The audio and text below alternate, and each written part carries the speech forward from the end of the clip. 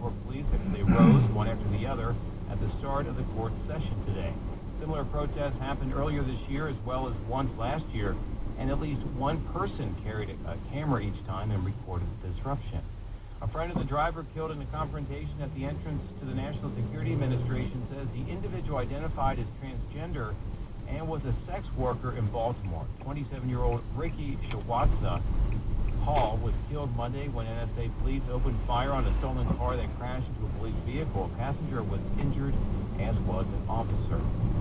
A major highway proposal in Northern Virginia is losing key support. Transportation reporter Martin Caro has the story.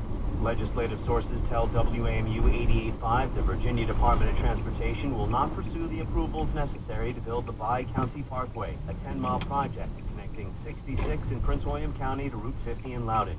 The highway's been on the planning books for years and was a top priority of the McDonnell administration. Now, a group of Northern Virginia lawmakers will hold a news conference this morning to announce what's being described as a major obstacle to building the parkway. Virginia's Transportation Secretary Aubrey Lane did not return calls seeking comment. I'm Martin DeCaro. Sunny skies today, high 61. Mostly clear tonight, low 38. Continued sunny tomorrow, windy as well, high 73. 47 degrees now in Northwest Washington. I'm Pat Rogan, WAMU 88.5 News. It's 11:07.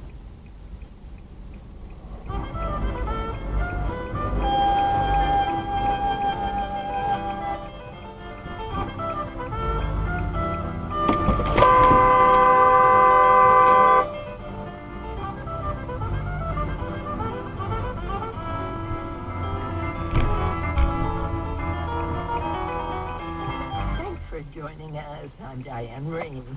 Last month, the country became fascinated with Robert Durst, thanks to the HBO series The Jinx. Some of the intrigue centered on Durst's word choice and spelling.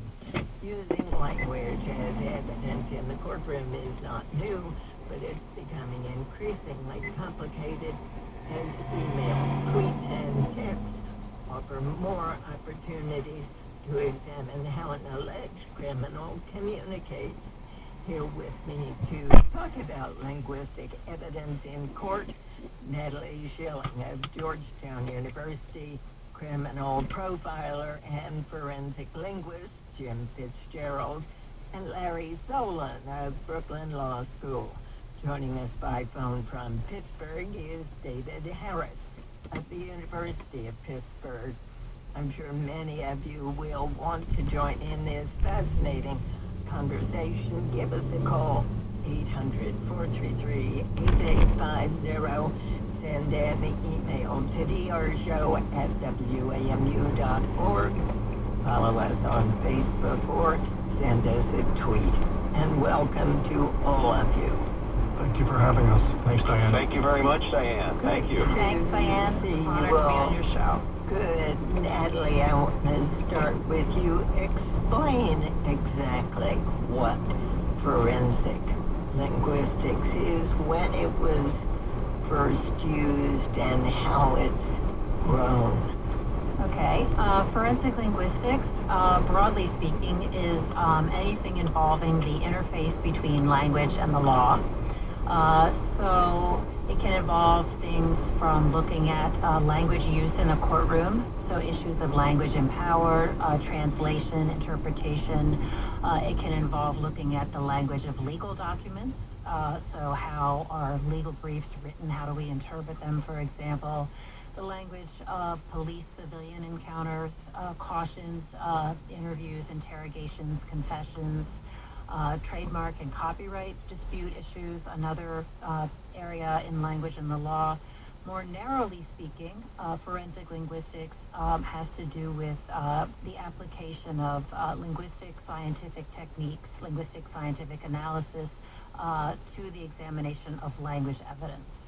So, for example, an anonymous criminal communication of some type, a threat, something such as that. So you would examine phraseology and punctuation and use, say, particular words or abbreviations Right, yeah, those are examples of the types of features that we would look at in forensic linguistic analysis. All right, and turning to you, Jim Fitzgerald.